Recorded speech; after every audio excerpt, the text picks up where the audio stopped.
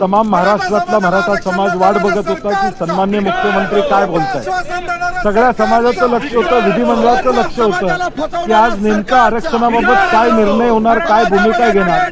परंतु छत्रपती शिवाजी महाराजांची शपथ घेऊन मराठा समाजाचा विश्वासघात झाला हे वास्तव आज महाराष्ट्र उघड्या डोळ्यानं त्या ठिकाणी 24 तारीख मागण्यात आली। 24 तारखेला जे होणार नव्हतं, करणार नव्हतं त्याचं आश्वासन देण्यात आलं आणि या सगळ्या पार्श्वभूमीवर आज महाराष्ट्रामध्ये एक वातावरण वेगळ्या पद्धतीचं झालेलं आहे। याला सरकार जबाबदार आहे। आम्ही विरोधी पक्ष म्हणून सरकारला सर्व बाबतीत सहकार्य करण्याची भूमिका घेतली। आम्हाला वाटलं काहीतरी यामधून मार्ग निघणार।